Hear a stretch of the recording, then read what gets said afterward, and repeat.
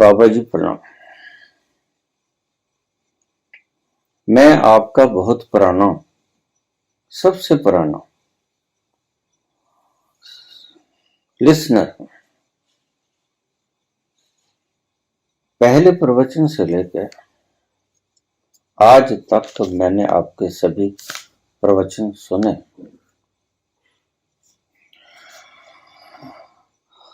और मैं हैरान हूं कि आप अपने लक्ष्य को कभी चूकते नहीं।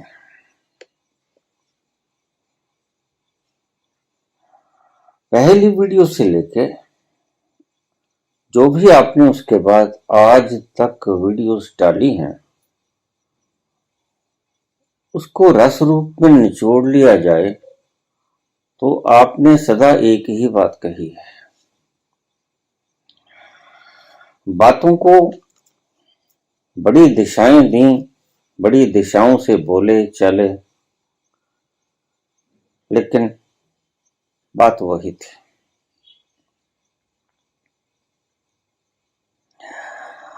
अब तो ऐसा हो चला है कि जब आप बोलते हैं तो आगे आप क्या बोलोगे ये मुझे पहले ही पता होता है।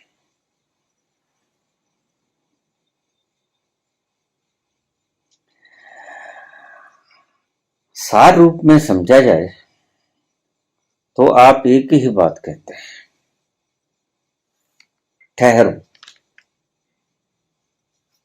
रुक जाओ, भागो मत, दौड़ो मत। कृपया इसके ऊपर एक प्रवचन करने की कृपा करेंगे।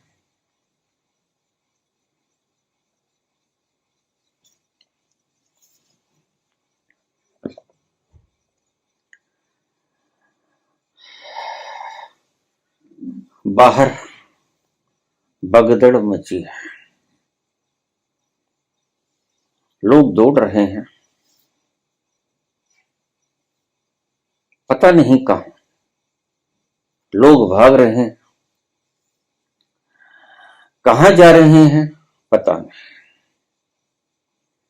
लेकिन दौड़ रहे हैं।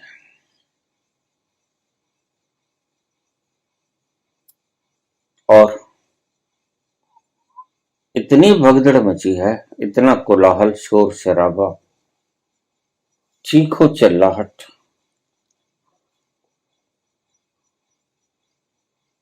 कि उसमें सब खो जाता है। इतना शोर शराबा बाहर मचा है, चीखो पुकार है, चीत्कार है, जिसे देखो सभी भाग रहे हैं। और ऐसा मत समझना कि जो लगता है कि ठहरा हुआ है वह भी ठहरा हुआ हो, वो भीतर से भागता होगा, शरीर से ठहरा हुआ होगा, भीतर से भाग रहा होगा। आप तो भाग ही रहे हैं और आपको मार्ग दिखाने वाले आपको और भगा रहे हैं। ऐसे में संतुलन बनाना आवश्यक है।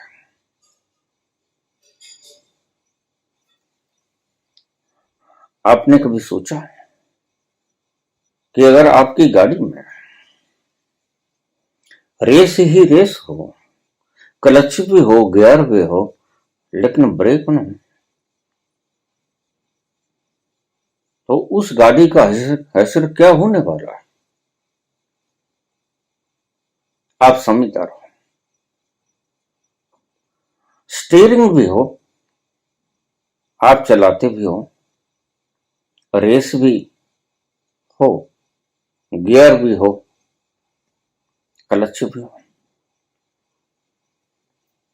तो उस गाड़ी का अंजाम क्या होगा? आप समझदार हो। जब आप खुद भी भाग रहे हो और आपको रास्ता दिखाने वाले भी आपको भगा रहे हैं, तो उस दिशा में एक संतुलन की आवश्यकता हो जाती है। उस दिशा में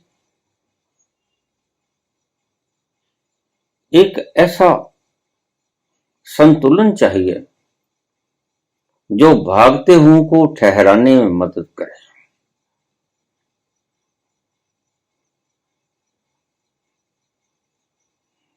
भागने वाले ज्यादा हैं और उनको भगाने के लिए उत्साहित करने वाले और भी ज्यादा हैं। ऐसे में ठहराने वाला एक हो तो क्या ये ठहर पाएंगे? यही प्रयास है कि ठहराने वाले ज्यादा पैदा हो जाएं। मैं ज्यादा ऐसे लोगों का निर्माण कर लूं जो कि ठहराने में सक्षम। यही मैं कर सकता हूं और यही मैं कर रहा हूं। स्वाभाविक रूप से आपका दौड़ने का संस्कार है और ये लूटपाट करने वाले तथा कथित गुरुजन, आचार्यजन, कथावाचक, भजन गायक तुम्हें और दौड़ा रहा है। तुम्हारा मन भी दौड़ने का है और इनका लोभ तुम्हें दौड़ाने में है, अन्यथा इनका लोभ पूरा नहीं होगा।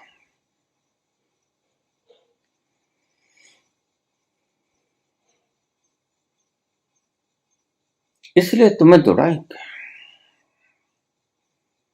तुम्हें ऐसी ऐसी बातों का प्रचार करेंगे कि हाँ, तेजी से दौड़ो और तेज दौड़ो। इनको हम मोटिवेशनल स्पीकर कहते हैं।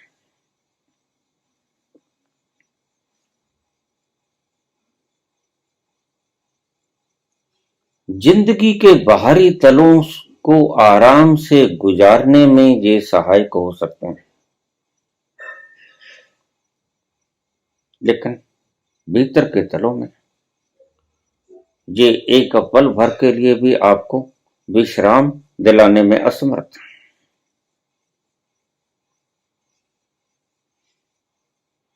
जिंदगी के बाहरी तलों के ऊपर तुम्हें सब कुछ उपलब्ध करवाने में ये लोग समर्थ हैं।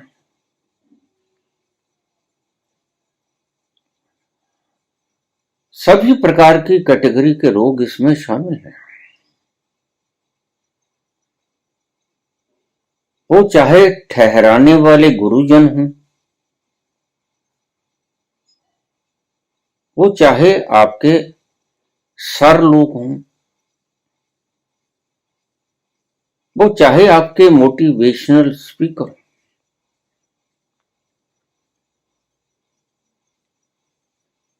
अगर तुम नहीं जानते तो मैं तो ये बखूबी जानता हूं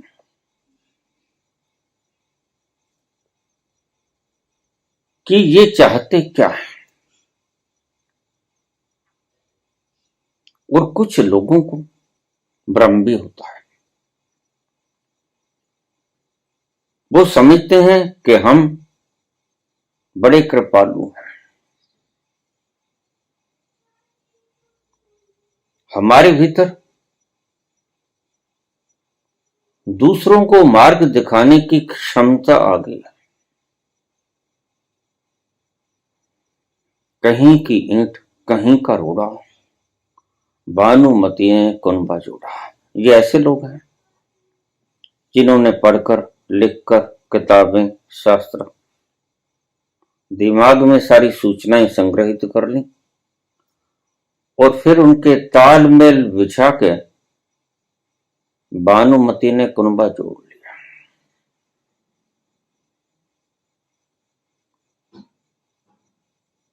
और इन्हें लगता है कि हम बड़ा पुण्य का काम कर रहे हैं।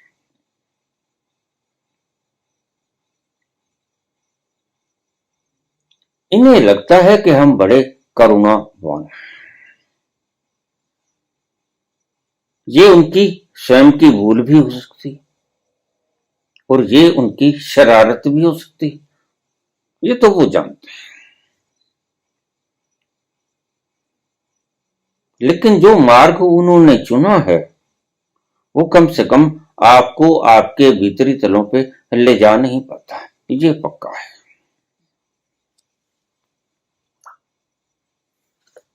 क्योंकि जिस व्यक्ति ने उस तल को छुआ और रोज छुआ और रोज हजारों बार छूता है, उससे कोई बात छिपी नहीं रहती, उससे कोई रास्ता छिपा नहीं रहता, उससे कोई लक्षण छिपा नहीं रहता। जब इन तथाकथित ठहरे हुए लोगों को, तथाकथित करुणावान लोगों की जिंदगी की तरफ मैं झांकता हूं तो लक्षण वो नहीं पाता जो होने चाहिए। बोलते हैं कृष्ण की गीता पे, बोलते हैं ऋषियों के उपनिषद पे, बोलते हैं दुर्गा सप्तशती पे, लेकिन कहीं का ईंट कहीं का रोड़ा, भानुमति ने कुनबा छोड़ा।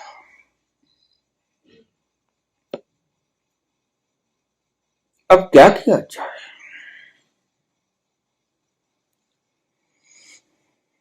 इस वृद्ध अवस्था में मेरे पुत्रों के समान ये बच्चे जब ऐसी ऐसी शरारतें करने लगे हैं और गुमराह करने में लगे हुए हैं,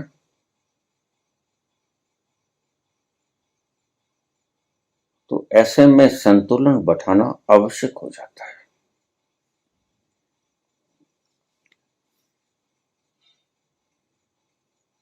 वो संतुलन ही बैठा रहा हूं, संतुलन बनाने की कोशिश ही कर रहा हूं। एक बार सत्य को समग्र रूपेण सारे मटेरियल को यूट्यूब के ऊपर डाल दूं, रिकॉर्ड कर लें बच्चा लोग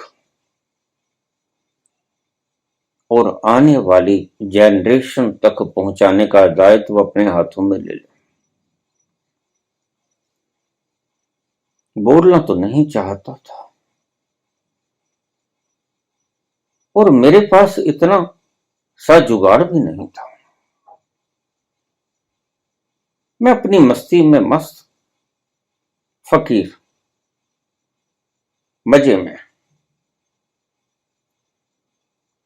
आनंद से चहुं ओर से घिरा घिरा बड़ी मस्ती से जीवन गुजार रहा था। लेकिन अचानक मुझे निर्देश हो गया जो मैं आज कर रहा हूं।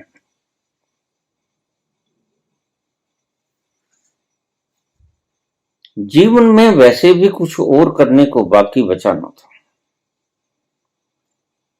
इसलिए निर्देश को मानकर मैंने यही करना शुरू कर दिया।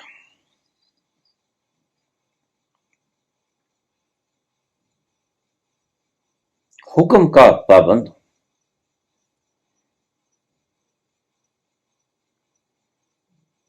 मेरे पास कुछ भी नहीं था, हुक्म था सिर्फ, और हुक्म देने वाले ने खुद ही सारी संरचना कर दी। आपको जानकर बड़ी हैरानी होगी। ये सारा तामझाम, ये मोबाइल जिससे मैं रिकॉर्डिंग करता हूं, ये लाइट्स, ये रिकॉर्डिंग का सारा सामान,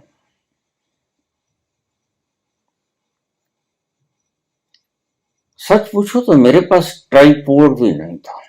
मैं हाथ में मोबाइल को रखकर वीडियो बनाया करता था।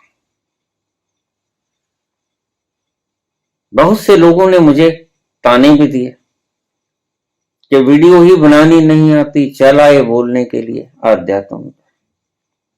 बात उनकी ठीक भी थी, मेरे पास ट्राइपॉड था नहीं।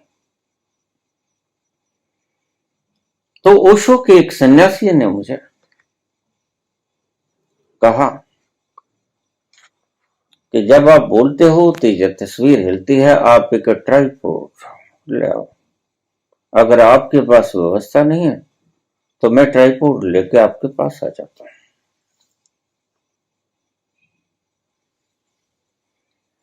तो ये सारी सुविधाएं मेरे साथ संबंधित व्यक्तियों ने जुटाई।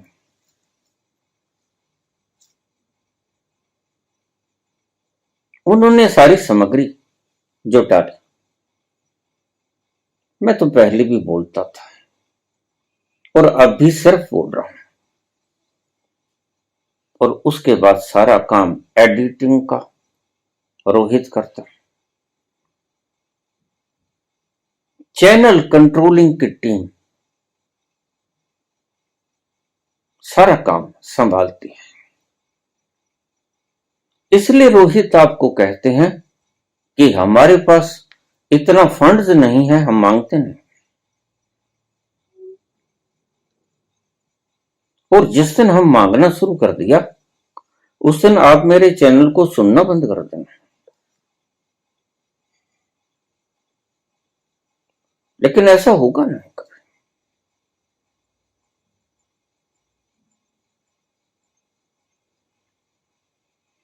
तो इसलिए रोहित कहते हैं कि हमारे पास इतना पर्याप्त मात्रा में धन नहीं है कि हम अपनी बातों को आप तक पहुंचाने के लिए एड्स वगैरह लगा सकें। बहुत कमेंट्स आ जाते हैं हमारे पास, मैसेजेस भी आ जाते हैं, बाबा आप अभी तक कहां थे, बहुत दुख हुआ, अगर शुरू से ही मिले होते तो ये भटकन मिट जाती। कितना लुत्फ आता है आपको सुनने में, क्रिया योग करने में, ध्यान में बैठने में। पाखंडों का जब ध्वंस होता है तो कितना भार हल्का हो जाता है। जिन्हें सिर के ऊपर एक आफत की तरह बैठाए बैठे हैं वो झट में ही आप तोड़ देते हो। सत्य ऐसा ही होता है, सत्य बेपरवाह होता है, सत्य बेलाग होता है।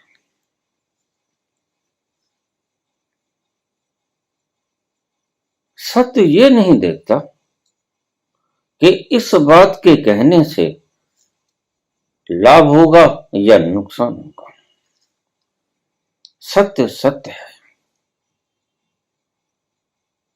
और आप सत्य को हृदय में उतार लेते हो, अच्छी बात है। यह अमृत श्रवण आपको अपने ही भीतर ले जाता है। आपसे कभी कुछ मांगा नहीं जाता, आपसे कभी कुछ मांगा नहीं जाएगा, यह पक्का है। इसलिए रोहित आपसे कहते हैं कि हमारे पास न तो इतनी व्यवस्था है, बाबा की वाणी को आप तक पहुंचाने के लिए हमने सारे प्रयास कर दिए, आपके बैठने का इंतजाम भी कर रहे हैं। आप एक स्थान पर आकर 500-400 लोग बैठ सकते हैं।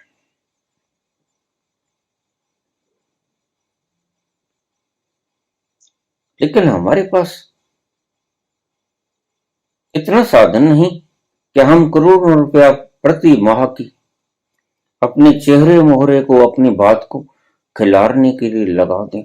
आज मैंने कहा भगदड़ मची, कंपटीशन, और संसार में अगर ये मुकाबलाबाजी दिखे तो समझ आता है, लेकिन अध्यात्म में कंपटीशन दिखे यह समझ से परे की बात है। और जिस दिन आध्यात्म में कंपटीशन आ गया, आ ही गया है, उस दिन समझ लेना कि आध्यात्म नहीं है इसमें। आध्यात्मिक व्यक्ति मुकाबलेबाजी से दूर रहता है।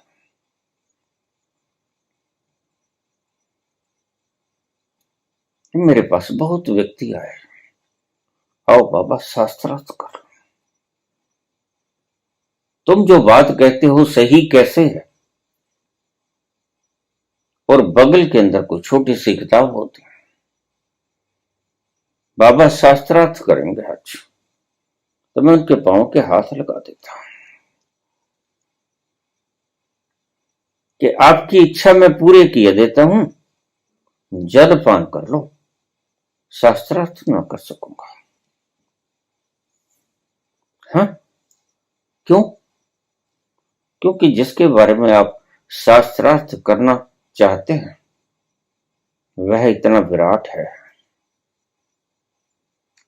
कि उसको आप खोज तो सकते हैं, उसकी बनाई सृजना में इन्वेंशन तो कर सकते हैं, क्रिएशन तो आप रेत का एक कण भी नहीं कर सकते। और उसने कितने चांद सितारे क्या कुछ नहीं बना दिया। अब किस किस बात का जिक्र करूं। थोड़ा रात को, अमावस्या की काली रात को आसमान में सिर उठा के झांक के देख लिया करो। रेत का कण बनाने की क्षमता न रखने वाला ये काला सर का मानव परमात्मा तक को मानने से इनकार कर देता है। और उसे पता नहीं, सिर्फ एक ही बात, एक तर्क आपको नास्तिक बना जाता है। बिना जाने, बिना खोजे, बिना देखे कोई नास्तिक बन जाता है, कोई आस्तिक बन जाता है, लेकिन दोनों झूठ है। तर्क में इतनी क्षमता नहीं कि उस साकार रूप को वर्णित भी कर सके। वैज्ञानिक खोजियों ने अपना पूरा जीवन दांव पे लगा दिया, क्या खोज पाए, कहां खोज पाए। दुनिया बद से बदतर होती चली गई।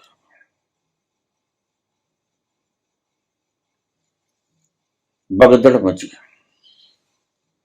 सभी भाग रहे हैं। और अगर इनको ठहरा कर पूछा जाए कि भाई कहां भाग रहे हो, तो उनके पास कोई जवाब नहीं। ये कहेंगे इतना वक्त कहां, इतना वक्त कहां, हमें भाग लेने दो। रुकना इनको आता नहीं है। और मार्गदर्शक खुद भाग रहे हैं। और जिस चीज के पीछे ये भाग रहे हैं, उसी चीज के पीछे मार्गदर्शक भाग रहे हैं। ये बात अलग है कि मुखोटे अन्य प्रकार के चढ़ा दिए। कुछ दिन पहले मुझे किसी ने पूछा कि बाबा आपकी बातों में कहीं कहीं कुछ गड़बड़ लगता है। फला व्यक्ति है, आचार्य है, आईएएस को ठोकर मार के आया है, भला इसमें उसका क्या महत्व आकांक्षा होगा। मैंने कहा बेटे, कई बार दूसरी तरफ ऑप्शन ज्यादा लगता है। ये कोई बुद्ध वाला काम थोड़े है। वहां ऑप्शन ज्यादा नहीं था, वहां सत्य की खोज थी, इसलिए सब कुछ छोड़ दिया जाता है, सिंहासन पर लात मारते जाती है। लेकिन आईएएस की कुर्सी कितनी बड़ी है। अगर ऑप्शन ज्यादा लगे दूसरी तरफ तो ठुकराई जा सकती है। और उसका प्रचार करके पट्टिका के ऊपर लिखा के लोगों को बड़े मजे से गुमराह किया जा सकता है। ऐसा ही कुछ आज धार्मिक क्षेत्रों में, संप्रदायों में ऐसा ही कुछ हो रहा है। सब जगह ऐसे ही लोग बैठे हैं ताक में।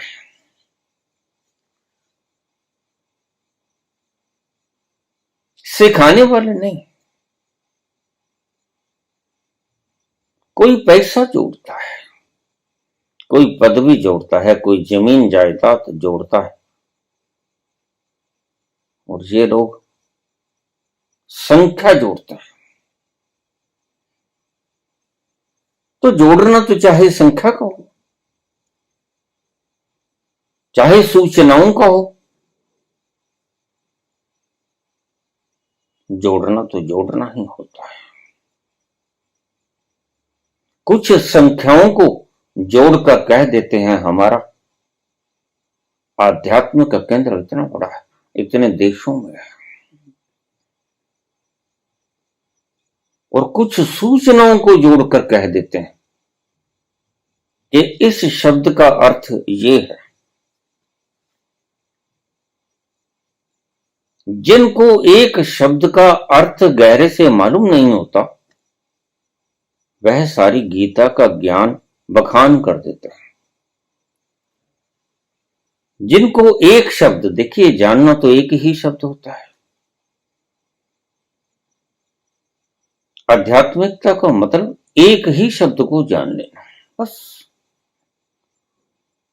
ज्यादा आपाधाप की आवश्यकता नहीं, ज्यादा खोजबीन की आवश्यकता नहीं। एक साधा है, सब साधा है, एक ही को साधना है।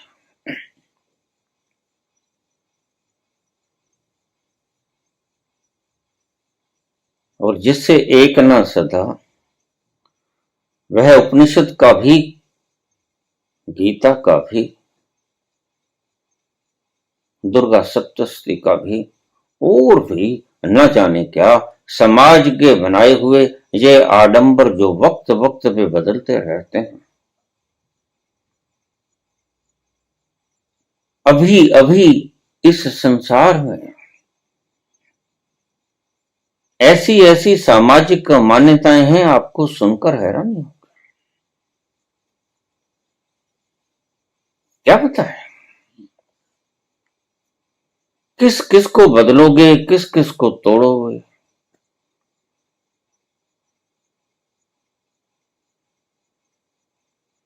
लेकिन ये लोग सब जगह इंटरफियरेंस करते हैं। धर्म में भी इन्होंने कंपटीशन लगा दिया, मुकाबला लगा दिया। मुकाबलेबाजी की आदत पड़ गई है, लत पड़ गई है। जब से जीता है आईएएस, तब से कंपटीशन की आदत पड़ गई है, संस्कार पड़ गया है। और वह आदत आध्यात्मिकता में यथावत बरकरार।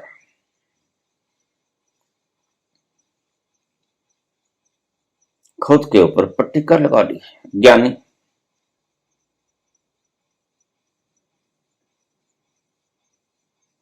और बड़ी सहज बात है,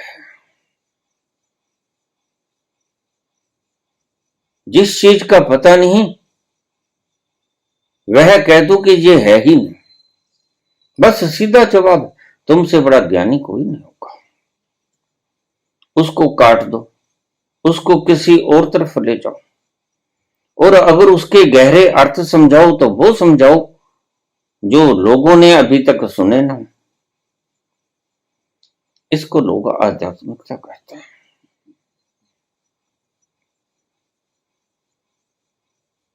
मैंने बहुत से सदगुरुओं को सुना, थोड़ा थोड़ा।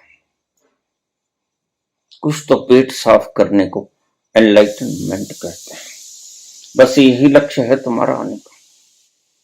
कुछ जिन्हें हम पूछते हैं 2, 5, 10 हजार साल जीने को ही जीना समझते हैं।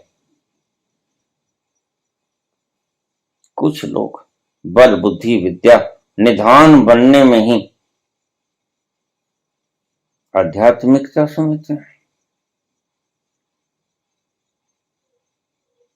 ये संसार से कुछ अलग नहीं है।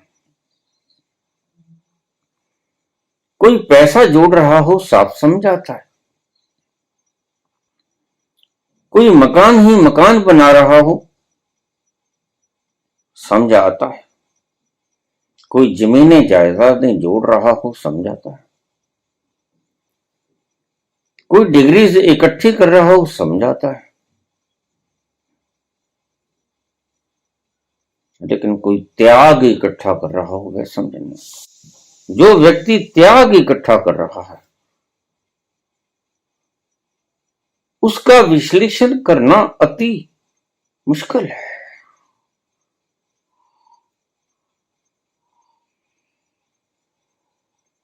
तो आप बाबा एक ही तरह की बात की तरफ इशारा करते हैं और दूसरा तो कोई पाने को यहां है ही नहीं। तो मैं एक की ही बात करूंगा, दूसरा जब कोई है ही नहीं। दादू दादू दूजा कौन है? दूजी मन की दौड़। इस शब्द को ठीक से समझ लेना। दूसरा कोई नहीं है। एको ब्रह्म द्वितीय नास्ति।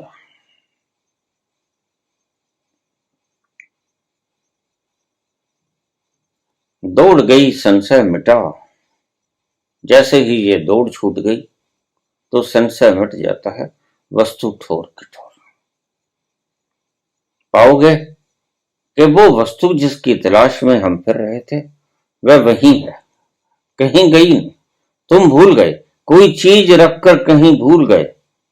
इसमें चीज गुम नहीं हो गई, बस तुम्हें याद नहीं रहा कि हमने वो चीज कहां रख दी। जब याद आ जाएगा तो झट से उस चीज को उठा लोगे। जब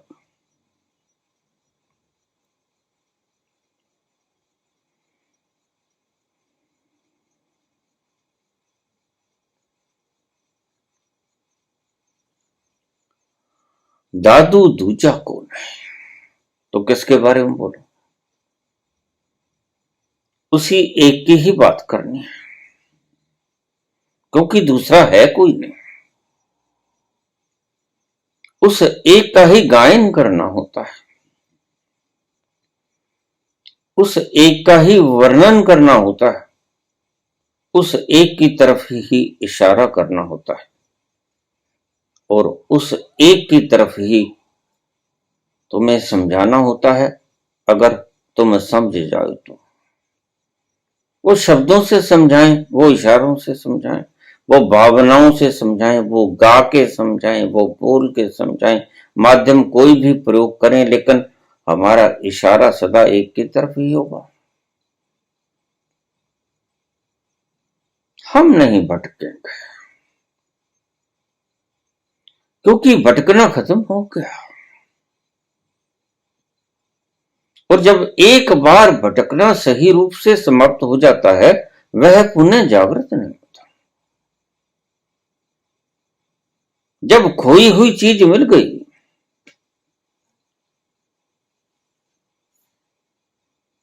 तो फिर अब ढूंढोगे किसको?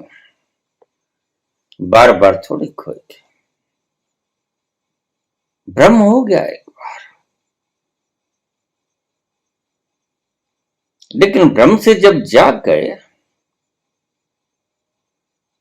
तो बार बार भ्रम में थोड़े जाएंगे। संसार का भ्रम तो फिर भी हो सकता है, इसमें नहीं तो उसमें हो जाएगा, उसमें नहीं तो उसमें हो जाएगा, लेकिन परमात्मा का भ्रम बार बार नहीं होता। इसलिए जिस व्यक्ति ने एक बार भ्रम की जंजीरों को तोड़ लिया वह फिर से भ्रम में कभी नहीं पड़ेगा।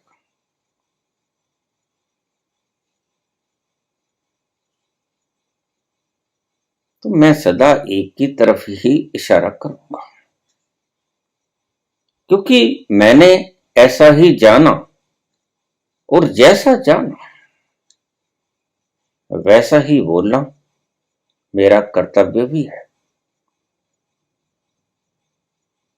आपको भटकाना मेरा लक्ष्य नहीं, आपको सुलझाना मेरा लक्ष्य है। आप उलझे हुए हो,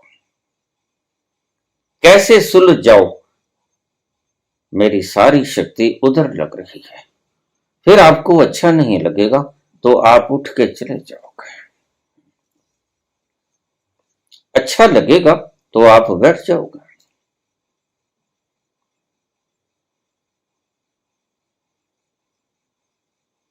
इसलिए मैं बार बार कृष्ण का ये शब्द दोहराता हूं कि कृष्ण कहते हैं कि गुरु के पास बैठ जाने से सारी समस्याओं का निदान मिलता है। क्यों? क्योंकि गुरु की सारी समस्याओं का निदान हो गया, और आपकी समस्याओं का निदान वही व्यक्ति कर पाएगा जिसकी स्वयं की समस्याओं का निदान हो गया है, जो खुद ही उलझा हुआ है।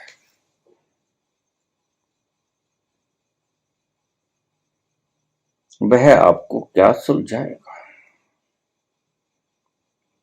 इसलिए एक बात को हमेशा ध्यान में रखना, जो व्यक्ति अभी तक कुछ भी, ध्यान से समझना, इकट्ठा करने की प्रक्रिया में रमा हुआ है, मैंने शब्द प्रयोग किया कुछ भी, शरीर को बनाना, मसल मैन बनना, बुद्धि की चतुराई को प्रकट करना, अपनी विश्लेषणात्मक शक्ति को प्रकट करना,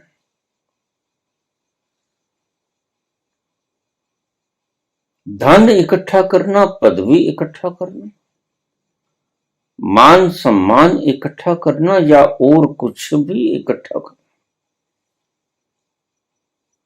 अगर कोई व्यक्ति इन किन्हीं भी चीजों को इकट्ठा करने में अभी जुटा हुआ है तो कृष्ण कहते हैं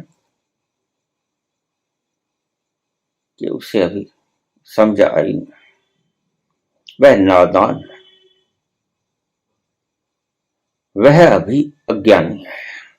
मेरी इन बातों से तथा कथित ज्ञानियों को चोट बहुत लगेगी,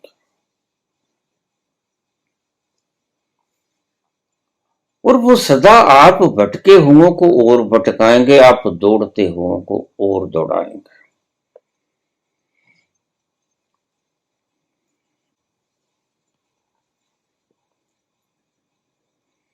जिसने आपकी रातों की नींद भी छीन ली, सपनों की खातिर वह आपका क्या भला खाक करेगा।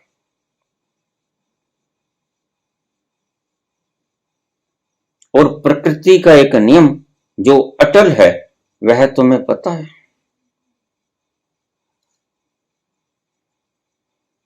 मैं कहता हूं अगर संसार भी कमाना है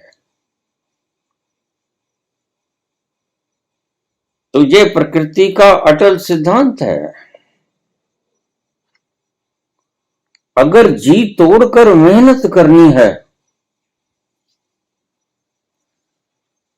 तो सोना होगा, सपनों के बिना सोना होगा। अगर जी तोड़कर मेहनत करने चाहते हो सारा दिन, ऐसा परिश्रम करना चाहते हो कि आपका लहू पसीने में तब्दील हो जाए, तो ध्यान रखना ये प्रकृति का अटल सिद्धांत है कि आपको नींद भी बिना सपनों के आनी चाहिए।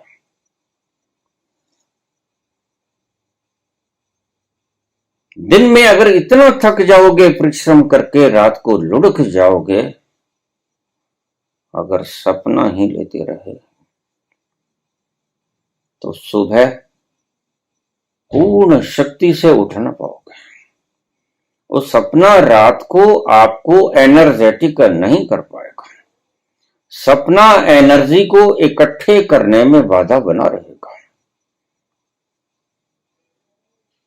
मैं कहता हूं, अगर कुछ बाहर का भी इकट्ठा करना है तो भी ये फार्मूला गलत है। दब के वात रज के खा, हमारी पंजाबी की कहावत है। अगर तुम जोर से परिश्रम नहीं करेगा तो पेट भर के खा नहीं सकेगा, ये समझ लेना। और अगर पेट भरकर खाएगा नहीं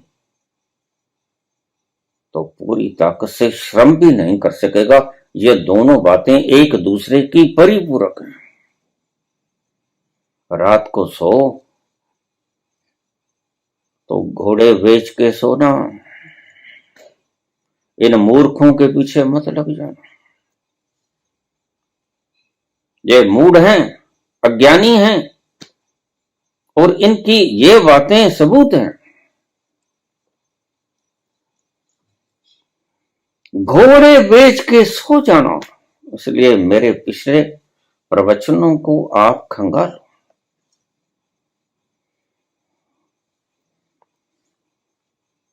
मैंने पाया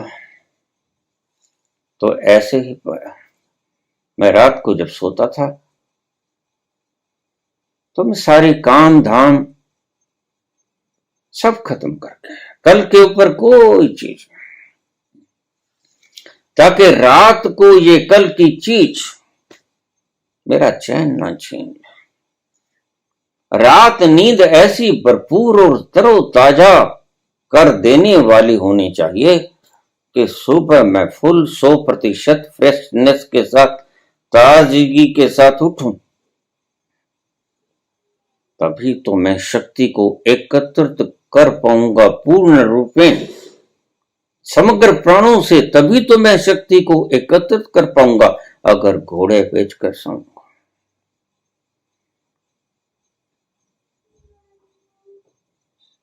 अगर दिन को तो तुम सपने देखते ही हो, ये सपने तुम्हारी रात को भी खराब कर गए। इसलिए मैं इन्हें महामूढ़ का दर्जा देता हूं। ये क्या दिशा दिखाएंगे? आध्यात्म की दिशा बहुत दूर, ये तो संसार की दिशा दिखाने में भी असमर्थ से लगते हैं।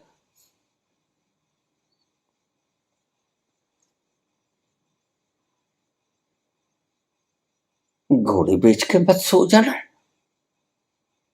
तो फिर सोना ही मत। 9-10 दिनों में पागल हो जाओगे, झंझट बटे।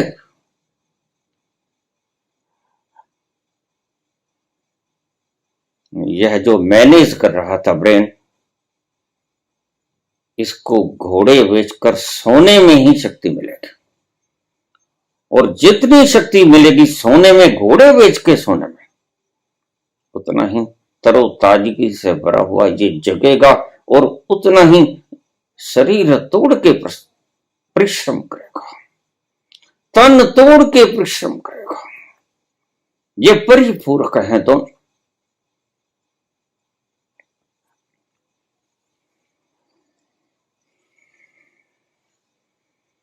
रात जितनी भी संगीन होगी, सुबह उतनी ही रंगीन होगी। रात जितनी भी संगीन होगी, सुबह उतनी ही रंगीन होगी। गम न कर गर है बादल घनेरा, किसके रोके रुका है सवेरा, रात भर का है मेहमा अंधेरा।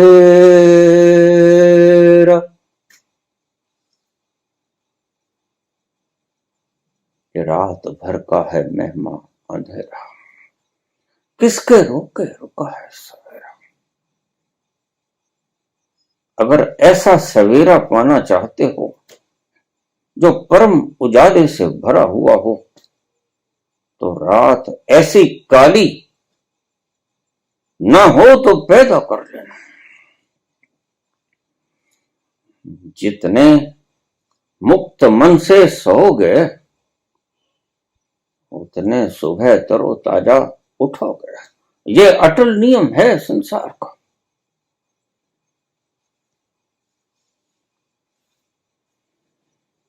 मुझे कहते हैं कि रात को तुम्हारे सपने में भी तुम्हारा लक्ष्य ही दिखना चाहिए, दिन में दिखे समझ आता है, रात को दिखे समझ नहीं आता।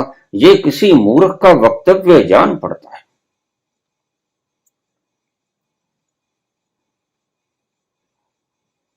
ऐसा मत करना। न घर के हो गए न घाट के हो गए।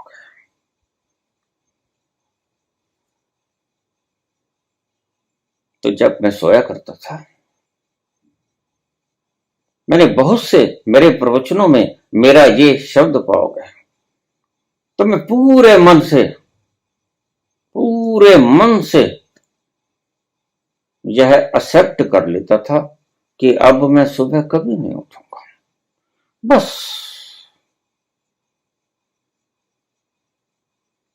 सब खत्म हो गया। ऑल इज वैनिश्ड, दैट अब सुबह नहीं होगी। और घोड़े बेच के सोने में जितना आनंद आता है, उससे भी कहीं ज्यादा मुझे आनंद आता। और सुबह में मरता तो नहीं, लेकिन परम जीवंत होके मैं जग जाता। सोता ऐसे क्या अब मैं कभी उठूंगा नहीं, मर जाऊंगा रात सोते सोते, लेकिन आज तक जिंदा।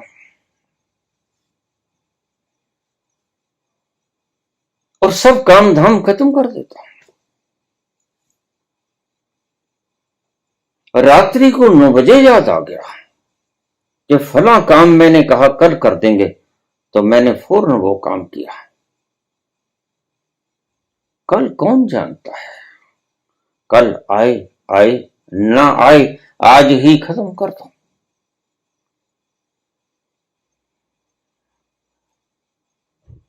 यही अद्भुत उपाय, यही अद्भुत सूत्र रावण ने लक्ष्मण को दिया था।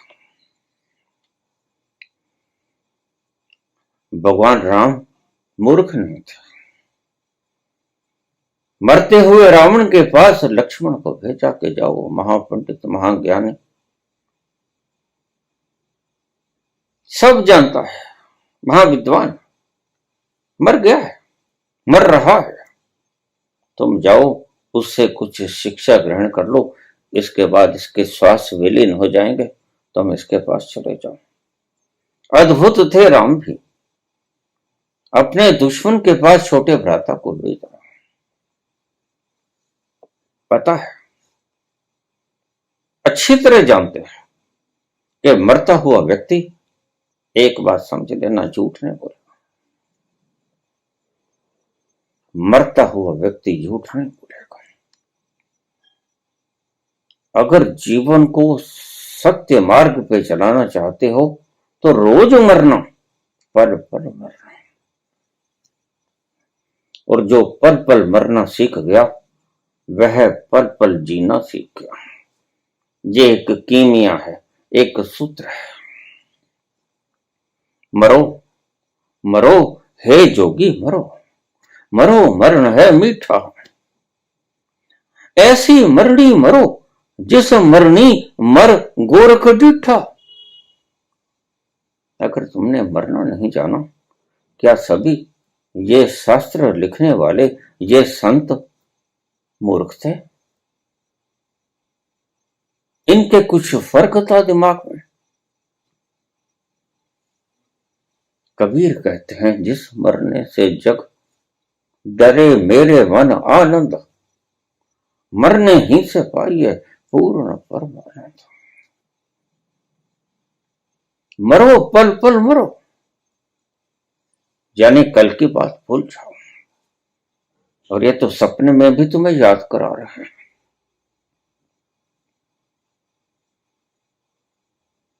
और पहुंचना चाहते हैं उस गोरख के पास, जो गोरख कहते हैं कि ऐसी मरनी मरो जिस मरनी मर गोरख डिठा।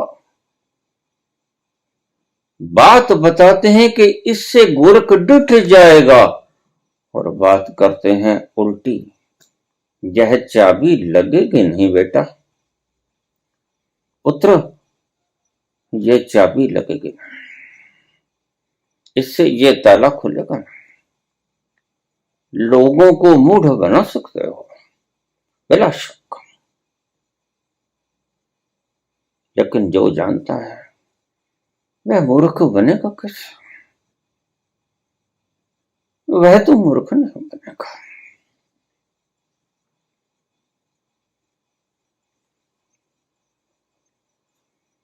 तुम लोगों की रातों की चैन भी खराब कर रहे हो। दिनों का सुकून तो तुमने छीन लिया, सपने दिखा दिखा के बढ़े।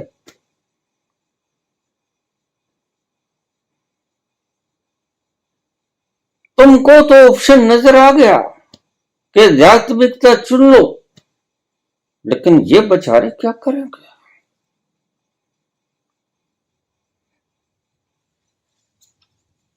और फिर खुद को समाज का नेतृत्व देने वाला घोषित किया। ऐसे समाज के नेतृत्व देने वाले व्यक्ति पर धिक्कार है। सोचना खुद चाहिए था इससे पहले कि मैं धिक्कारता, खुद को ही धिक्कार लेते तो ज्यादा बढ़िया रहता। ये जीना भी तो कहां सिखा रहे हो? अगर जीना सिखा देते तो मैं बहुत प्रसन्न होता। एक कला ही सिखा दो, संसार में ही जीना सिखा दो। चलो अध्यात्म में जीना तो न सिखा सकोगे, वह तो थोड़ा मुश्किल काम है। संसार में ही जीना सिखा दो, लेकिन ये तो संसार में जीना ना हुआ। यह तो प्रकृति के अटल सिद्धांत को ही आपने बदल दिया।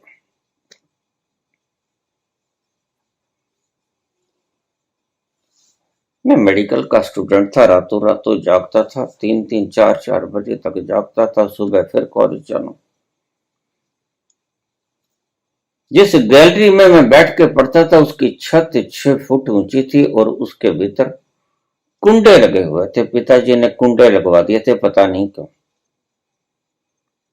तो मुझे एक तरकीब सूझी कि रात को नींद पढ़ते पढ़ते आ जाती है। वहां से एक रस्सी रात लेके आया, उस कुंडे के साथ बांध ली, और बाल बड़े बड़े थे उनके साथ बांध कर गांठ लगा दी। गांठ लगा दी कि रात को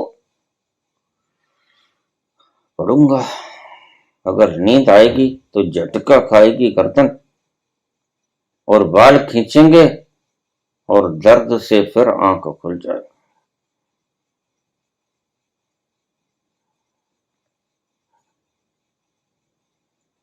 ऐसी पशुता स्वयं के साथ की। अज्ञानी था, मूढ़ था, मूर्ख था। और जब नींद आती, नींद तो आएगी ही, प्रकृति का अटल नियम है। सारे दिन जागे हैं, दौड़ धूप किया है, सफर किया है, सीखा है, काम किया है, तो थकना स्वाभाविक है। रात को फिर पढ़ना है, शरीर थका हुआ है, दिमाग थका हुआ है, सोएगा, विश्राम करेगा। लेकिन मेरा हुक्म था कि नहीं विश्राम करना, तो मैं बांध देता था अपने बालों को उस कुंडे के साथ, और जब गर्दन गिरती, दर्द होता तो उठना पड़ता। समझने की शक्ति क्षीण हो गई थी। जो चीज 2 बार पढ़ने से याद हो जाती, वो चीज 100 बार पढ़ने से भी याद नहीं। तो मुझे किसी दोस्त ने कहा कि एंटी स्लीप की गोली होती है, वो ले लिया करो, उससे नींद आती ही नहीं। मैंने कहा ये बढ़िया। मैं एक मेडिकल स्टोर पे गया, मुझे आज भी याद है, बच्चा था, अभी ये ट्रेन की घटना घटी नहीं थी, अभी तो यही सपने रातों को भी खराब कर रहे थे, अभी घोड़े बेच के सोने की कला नहीं आई थी। ये कला सीख जाना कोई आसान काम है, ये तो तुम पहले से ही कर रहे हो। जल्दी में ऊपर से पेट्रोल डालने का काम तुम्हारे ये आचार्यगण कर देते हैं। दौड़ तो पहले से ही रहे हो, ये हंटर और चला देते हैं। तो मैं उसके मेडिकल स्टोर पे गया, मैंने कहा भाई एंटी स्लीप की गोली दे दो। मुझे वो बोला क्या करनी, इतने होशियार हो, पढ़ना है। मैंने कहा पढ़ना है। नींद आ जाती है। उसका एक शब्द आज तक मुझे शिष्य बना गया। मुझे कहने लगा परमात्मा उल्लू का पट्टा है जिसने रात बनाई।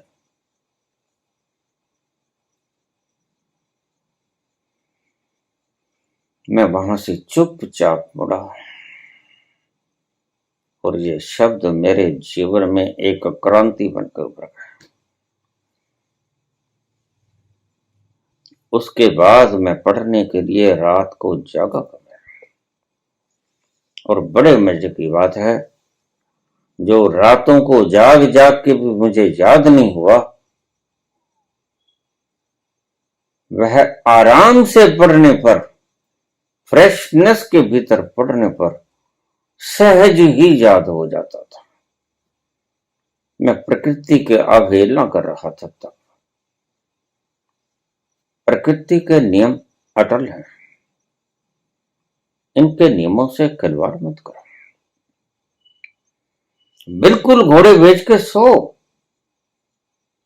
घोड़े बेच के सो, ताकि सुबह इतनी शक्ति लेकर तुम जग सको कि जी तोड़ के मेहनत कर सको। और अगर तुम घोड़े बेच के नहीं सोओगे,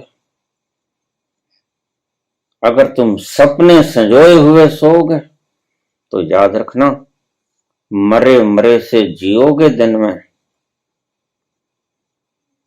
दिन में मरे मरे से जियोगे, वो परिश्रम भी जी तोड़ के ना कर पाओगे अगर रात को घोड़े बेच के सोए ना। क्योंकि जो शक्ति मिलेगी वो घोड़े बेच के सोने से ही मिलेगी। परिपूर्ण जब तक नहीं सोओगे, तब तक तुम पूर्ण परिश्रम भी नहीं कर सकोगे, और जब तक तुम पूर्ण परिश्रम भी नहीं कर सकोगे, तो रात को घोड़े बेच के नींद भी नहीं आएगी। ये दोनों बातें परिपूरक हैं, एक दूसरे पर निर्भर है।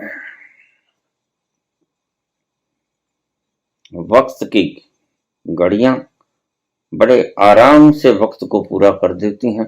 अभी शुरू भी कहां किया है। प्रवचन का समय बहुत लंबा हो जाता है, और मुझे रोज इससे कहते होते हैं बाबा थोड़ा छोटे नहीं हो सकते। ये फला व्यक्ति समझा जाते हैं, 1-2 मिनट में समझा जाते हैं। मैंने कहता हूं बेटा, मेरी मजबूरी है, यह चीज 1-2 मिनट में समझा तो देता अगर तुम समझने के योग्य होते। तुम में कैपेबिलिटी होनी चाहिए थी कि मेरा इशारा ही समझ लेते, मेरा मौन ही समझ लेते, मुझे बोलने की आवश्यकता कहां पड़ती।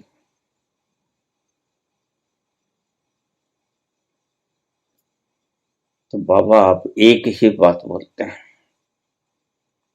बोलने योग्य एक ही बात है, इसलिए एक ही बात बोलता हूं और आपका ध्यान जगह जगह भटकाता हूं।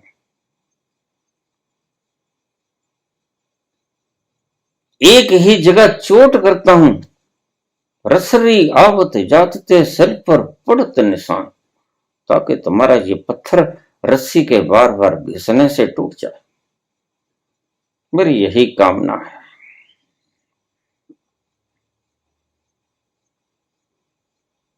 और जिस दिन ये टूटेगा उस दिन तुम पाओगे इस पत्थर के नीचे से झरना दबा पड़ा था। वो झरना फुर से उठेगा और उसका शीतल जल तुम्हारी प्यास भी बुझा देगा और तुम्हें नहला भी देगा। ऐसे आनंद का शीतल स्नान तुम कर पाओगे उस दिन, जिस दिन बार बार चोट मैं क्यों करता हूं और उसी जगह पे चोट क्यों करता हूं कि ये पत्थर टूट जाए। ये पत्थर ही बाधा है आपके भीतर छिपे हुए उस झरने को उगाड़ने में। इसलिए मेरा प्रयास चारों तरफों से, हर दिशाओं से मैं बोलता हूं, किसी भी ढंग से जहां भी कहीं चिपके पड़े हो, आपकी चिपकाहट उतर जानी चाहिए। और जिस दिन वो चिपकाहट उतर गई, रसरी आवत जाते सिल पर पड़त निशान, करत करत अभ्यास के जड़ मोती होत सजान। जब पत्थर हट जाएगा रास्ते से और तुम पाओगे नीचे से छुपा पड़ा था शीतल जल का खजाना। झरना फूट पड़ेगा और इतना ऊंचे से उसकी लहरें उठेंगी फव्वारे की तरह। उसमें स्नान करके देखना, इससे पहले कभी इतना आनंद जीवन की किन्हीं घड़ियों में तुम्हें चखा नहीं होगा। ऐसी मदमस्त हवाएं आपने कभी स्पर्श न की होंगी। आज पानी में मैं घुली हुई नजर आएगी।